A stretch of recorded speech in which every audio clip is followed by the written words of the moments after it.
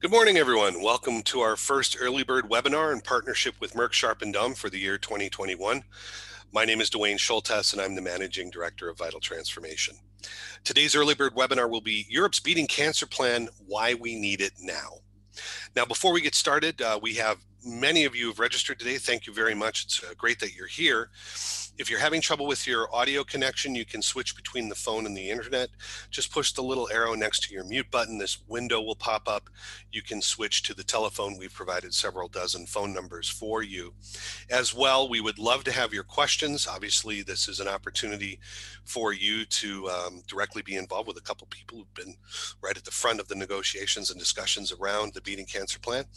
If you go to the Q&A button at the bottom of your screen, you can open up this little window and submit your question, and we will bring those to the panel as we work through. It's only a 30-minute webinar, so I suggest you get them in quickly, and I will do my very best to filter them through to the panelists. So Europe's Beating Cancer Plan sounds like something that should be here already. With Europe carrying 25% of the global population's cancer burden, a coherent strategy for tackling cancer incidence and mortality in Europe is of central importance. Or is it? Your cancer treatments remain a personal and often local matter. And as a range of approaches exist across Europe regarding access, budgets, and spending to treat cancer, they're reflected by the diversity of Europe's many health systems, where decisions about controlling cancer can vary greatly, as do cancer outcomes. Considering Europe's ambitions, member state opinions, and local desires, what can we expect from Europe's Beating Cancer Plan? And how can it become a success and not just another policy document? And I'd like to ask our speakers to join us and turn on their video screens. First, I'd like to introduce you to Matthias Schupp from the European Commission, DG Santé, who's been the team leader for the cancer plan. Matthias, thank you very much for joining us, sir. Hello, good morning. And also a man with needs very little introduction, Bengt Johnson, Professor Emeritus of Health Economics of the Stockholm School of Economics. Bengt, always a pleasure, sir. Pleasure seeing you. Thank you very much for inviting me. So, gentlemen, to begin, Matthias, why don't you tell us about what the objective is and what you hope to achieve with the cancer plan? Thank you. Yes, well, I mean, you already mentioned that we have relatively high incidence in the EU. It's estimated that, for instance, this year we had 2.7 million people diagnosed newly with cancer, and about 1.3 million have died. The estimates for the incidence are supposed to increase. So basically, by 2035, we have estimates that this incidence is to increase by 18% and mortality by 24%. So we have to do something. Currently, cancer is the second leading cause of death, and that will become, or if we don't do anything, cancer will become the leading cause of death. Now, what do we want to achieve with the cancer plan? It's a holistic approach, so we're trying to cover the entire disease pathway. We try to reduce incidence, so through prevention. We try to increase early diagnosis, because obviously this also increases then your chances of being treated successfully. Obviously, there's an important component in treatment, making it more effective and increasing survival, but also focusing on the more softer parts. For instance, the quality of life of patients, of their families, of their carers, so that they have the right support infrastructures, the right psychosocial support to better cope with the illness. If treatment is not successful, to receive palliative care, or if treatment is successful, survivors still face a number of hurdles, so we also address them. So that's basically what we're trying to achieve with the plan. Thank you, Matthias. Now, Bengt, from your perspective, obviously the risk of cancer goes from 1 in 3 at 60 to 1 in 2 at 80. What does Europe need to do to manage this fight, to succeed managing cancer? What are the key things that need to happen? Well, I think that the cancer plan is very timely, because so much is happening now, which is increasing our options to intervene, to manage cancer. As an economist, of course, as we are getting more options, we are getting more and more new cancer medicines, and we still have all the old ones. We have new opportunities in radiation oncology, in cancer surgery, in diagnosis, etc. And that means, of course, that we need to make choices. And the success of the plan is, of course, in improving outcomes for patients. And I think this is one of the key issues now. We really have to make sure that the significant amounts of money we are spending now on cancer is actually going to improve patients' outcomes, and that's of course is what's important. If I say something about, it's a very comprehensive plan, but if I say I miss something in the plan actually, is that actually the whole increase in incidence of cancer and the whole increase in mortality is in cancer in the elderly. And I actually noticed that there is a section on, of course, on special focus on cancer in children, which of course I very, very much appreciate, but that is 1% of the incidence and 0.5% of the mortality. So I think actually that the focus on cancer and the elderly with all these aspects of survival, quality of life, etc., I think that would be been something which I would have liked to see more about in the plan, but maybe that can come later. Thanks, Bain. Matthias, coming back to you then, just sort of bouncing off something Bain just said. From the Commission standpoint, what does the EU see as a success metric, and how much control do you have given the natural pull and push between the Commission and the member states? How are you going to measure success, and how do you value that given what Bain just said? Well, I mean, we're certainly, let's say, in a complex environment. If you look at the 4 pillars of the plan, so prevention, early detection, quality of diagnosis and treatment, and quality of life of cancer patients and survivors, the Commission or the EU level have different mandates, if you so wish, and have different competences. So in some areas, we have stronger competences, for instance, in the area of prevention. When you look, for instance, at tobacco control, or perhaps protecting workers from carcinogenic substances. But then when you get to the more core parts of, let's say, diagnosis and treatment, that's a member state competence. So we have to work very well cooperatively and jointly with the member states for the plan to be successful, essentially. A key issue, and perhaps you were hinting at that, is for us is the inequalities and disparities between the member states and also within member states, and perhaps also focus on specific socioeconomic groups that might have difficulties accessing diagnostics and treatment, etc. So an important element of the plan is the inequalities dimension. And if we address that, I mean, it's not the only dimension, but if we address that, we also then perhaps increase many other metrics. For instance, we have a large disparity in terms of screening uptake. If we get some member states or most member states to the top performing member states, this will have a significant impact also in terms of outcomes. And other areas we also like quality of care, of treatment, etc. So I think inequality is an important or very important element, and I think we can achieve a lot if we reduce the inequalities and disparities between the member states.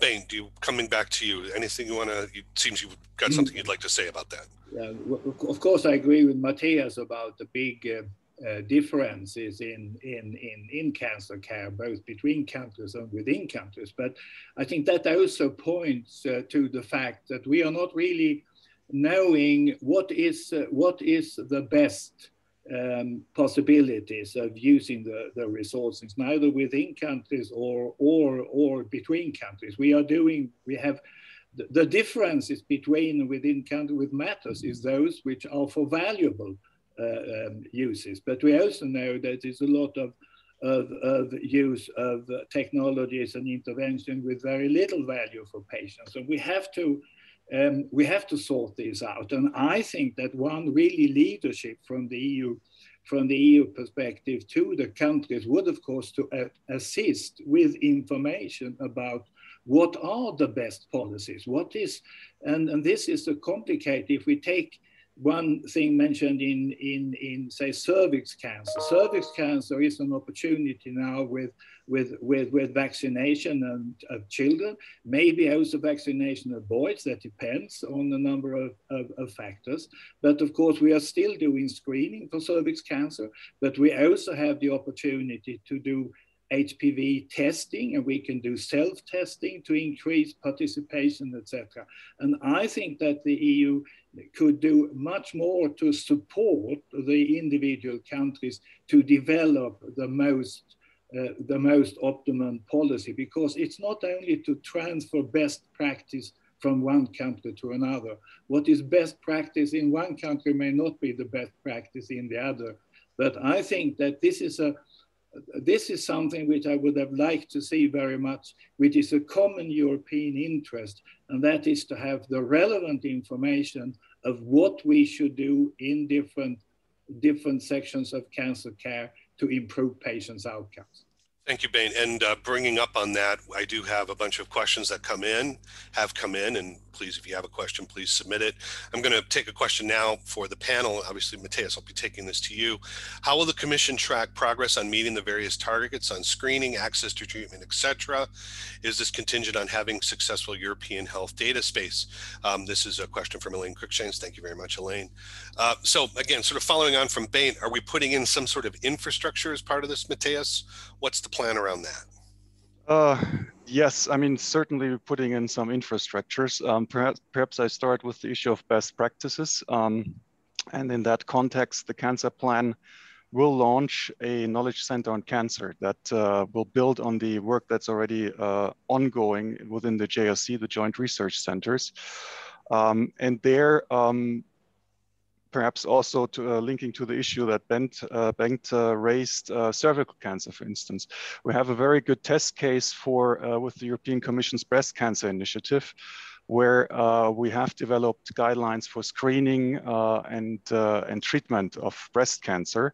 And this will now be followed up by work on cervical and colorectal cancer. So basically the three cancer sites that are now, or that are currently recommended for screening under the 2003 Council recommendation on cancer screening will have updated new guidelines, continuously updated, also linked with a quality assurance scheme that's offered to cancer screening programs and cancer facilities to ensure that the screening and the programs offered and the treatments offered in these facilities is up to the most recent knowledge. Now, to come to the issue on tracking progress, yes, there is certainly a link also to the European health data space within the cancer plan in terms of accessing data, sharing data, secondary use of data, both for policy making, monitoring progress, but also for research. That's an important component. And we do have the existing data, and that's also part of the Knowledge Center on Cancer. We have the European Cancer Information System, which will be upgraded to provide more indicators, for instance, also indicators on cancer screening, cancer staging, and also we try to have more timely information so that this whole environment and infrastructure delivers information more timely and quicker to policymakers, also in light of the issues that have come up with the COVID pandemic, for instance, where we have seen that there were issues in terms of accessing treatment, accessing screening, etc. So this will also be a very important element of the plan. Matthias, how are you going to deal with the politics about what does Europe own versus what do the member states own if you are rolling in some type of dashboard? How will you manage that? Will it just be by consensus, or is there some sort of methodology or plan in place? Well, we have committed to establishing a cancer inequalities registry. The information in this registry will be public and it will be fed through the quantitative indicators that we have, for instance, European Cancer Information System, but also data we have from Eurostat, from the OECD, etc. We have, or we will be developing this, let's say, this framework jointly with the member states and stakeholders. because I think this whole effort needs to be collaboratively. We need, as I said already, we need the buy-in from all different levels from the member states, but also including also the regional levels from member states, because not all member states have central systems. And very important also the collaboration from stakeholders, because we don't want to reinvent the wheel, we want to build on what we have already. Thank you. And Bane, from your perspective, how will this help them do better, and what needs to improve then? What's still lacking or what needs to be there? Yeah, well, I pointed out several times that indicators are quite fine, but they're only useful if you can relate them to some kind of what your inputs of resources and what is really driving the indicators, because you can only do policies on what is driving these indicators. And I pointed out several times that looking at the individual member states, we still have very limited resources on very limited data on the resources we're actually spending on cancer. And if we are going into saying, well, how much are we spending on prevention? How much are we spending on screening? What are we spending on diagnosis and different treatments, etc.? We don't have any data on this on the national system levels. So I think that we need to build the databases from the healthcare system, because the healthcare systems need this data to design optimal policies, which actually then can improve patients' outcomes. Building these indicators at the European level, if you can't really relate them to the policies in the individual countries, I'm afraid that they are not really very helpful. So I think that the resource and the data has to start with, because you should only register things about the cancer patients once, and you do that in the national healthcare system, and then you can aggregate those data. So I've seen so many attempts over the years of setting up the specific registers for specific cancers and specific studies and so on. But what we really need, if we have a comprehensive cancer plan, we also need a comprehensive assessment of the resources which are used for cancer care in the different European countries. And this is something which I pointed out several times, and I really hope that this could be one, say, consequence of the development of this plan, that we actually get these data to be able to discuss the policies in the different countries. Now, Bane, following up on that quickly, and we do have a lot of questions coming in, and I don't want to get bogged down on this, nor do I want this to be a pile on the commission.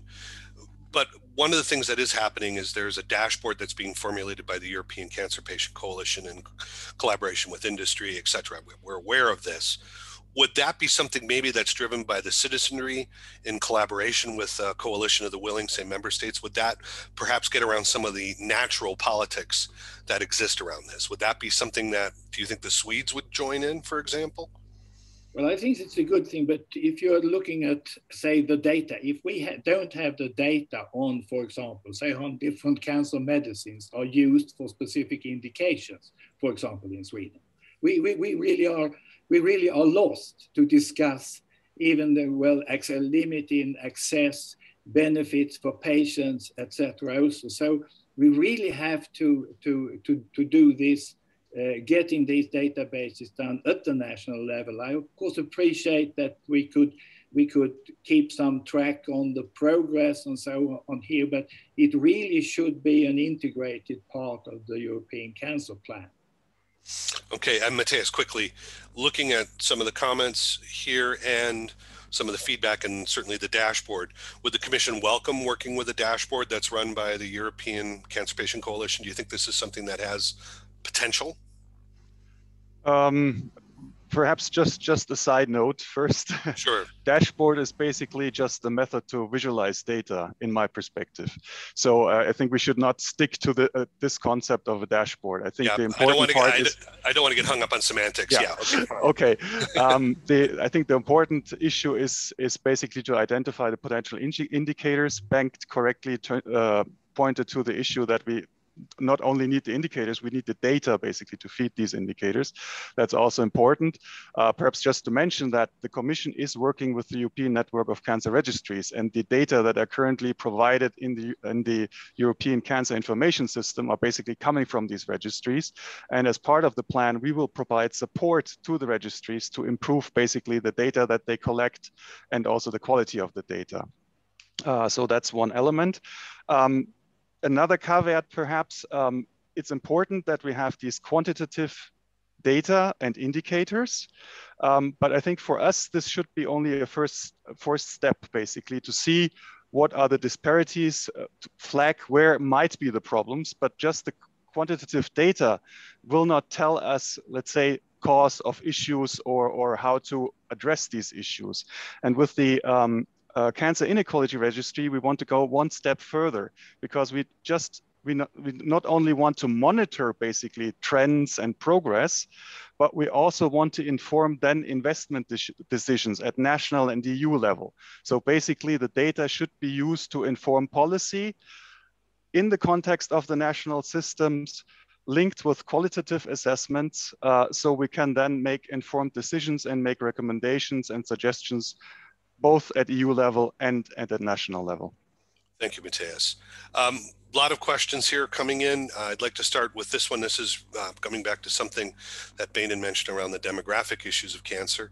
And this is a question from Thomas Bowles. Thank you, Thomas. What lessons has the Commission learned from the healthy aging strategy from a number of years ago, which can and should be applied to the cancer plan to ensure success? What have we learned from the healthy aging plan, if anything? Have we joined things up a little bit and connected the dots?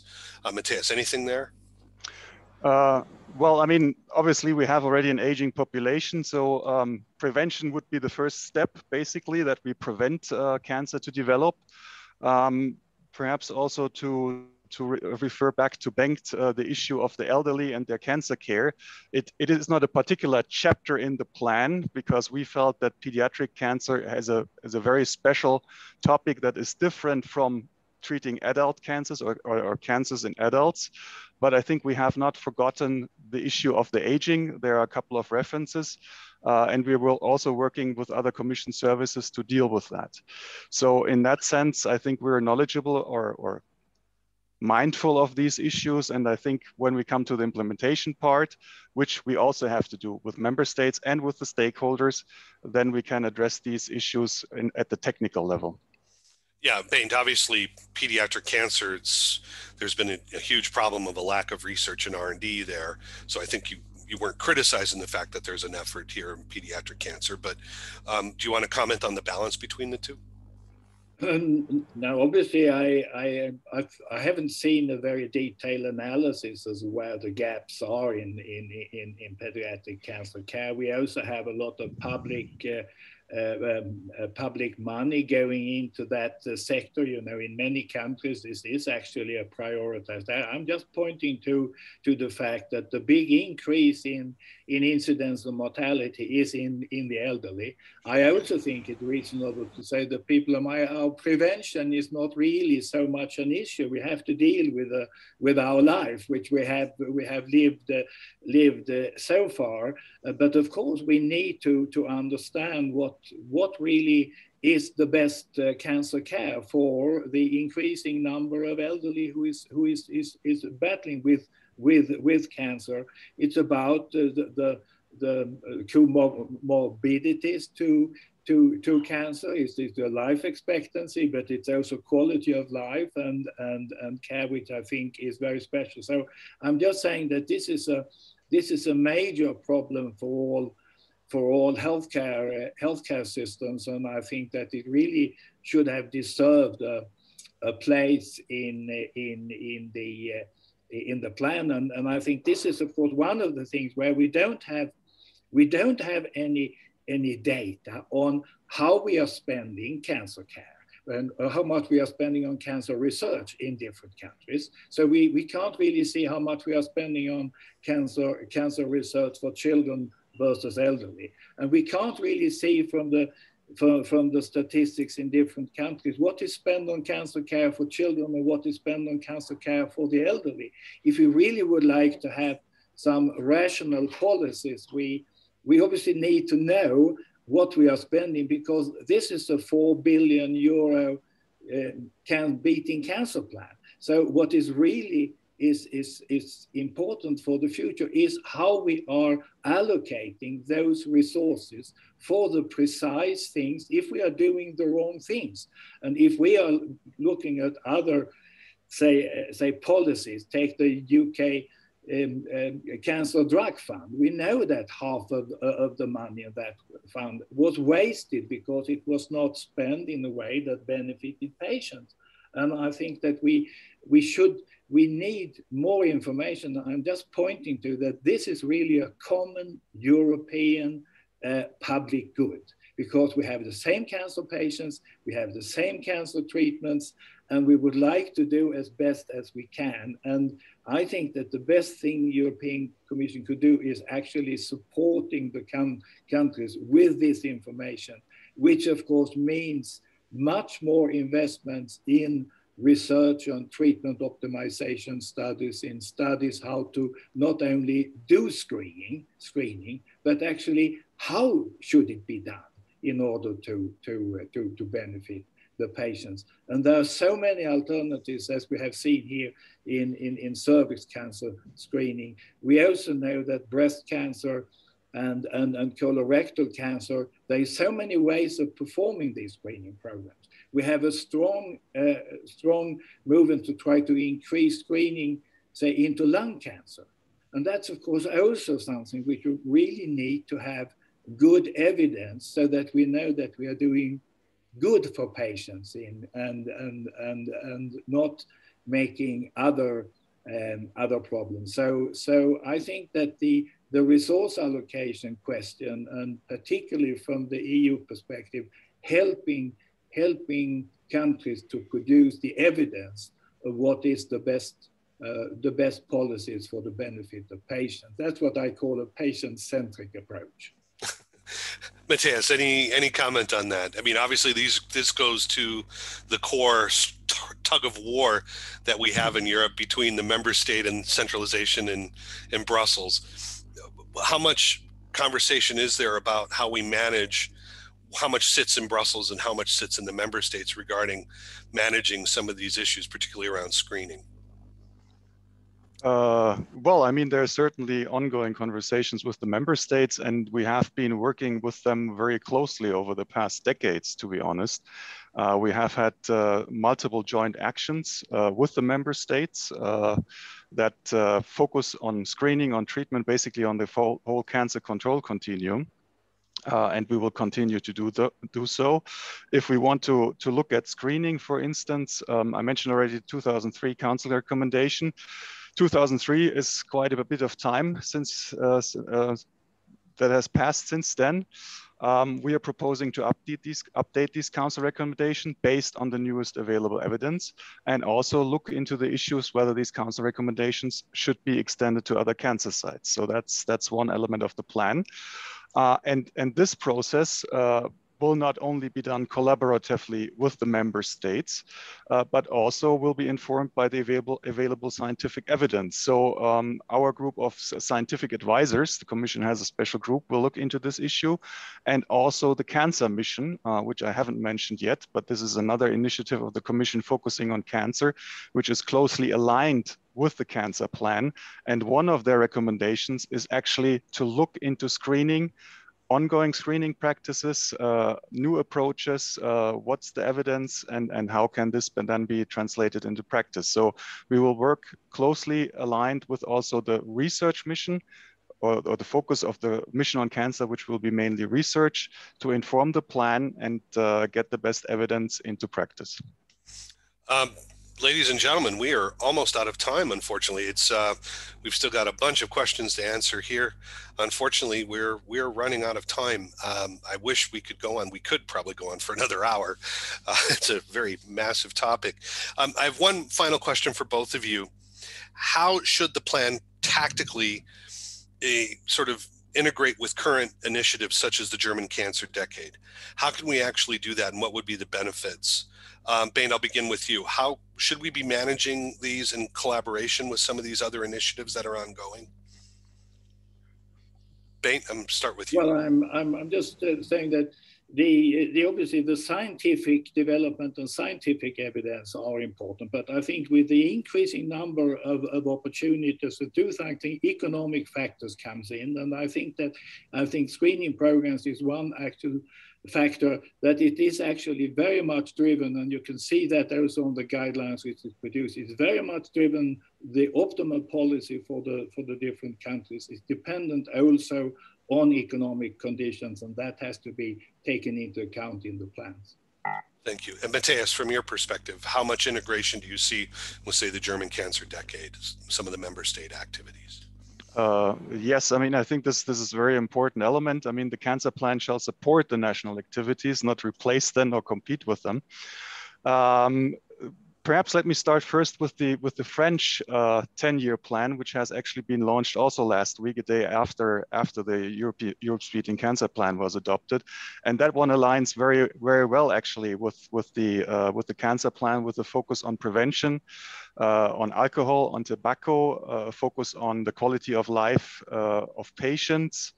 And also looking at perhaps neglected cancers or cancers with not such a good prognosis, and cancer in children. So I think if we use the French example, we have quite a good alignment here. I think the German Cancer Decade is slightly different because it has a very strong research focus. Again, not a competition with the plan, but a very specific focus and specific element here, research, translating research into practice, important elements, I think, which is also aligned generally very well with the plan, but perhaps not as holistic as the cancer plan at the EU level currently is, trying to address the entire cancer control continuum. Thank you very much, Matthias. On behalf of Merck Sharp and Dahm and the panel, thank you for your participation today. Bain, thank you very much for your participation. We're at the finish of the webinar now. Just to remind everyone, on March 10th, we'll be having our next early bird looking at COVID and cancer care with AJ Arwal and Tim Hanna. Again, thank you very much for your participation. And with that, we conclude this webinar. Thanks so much, gentlemen. Bye-bye. Thank you. Bye-bye. Bye-bye.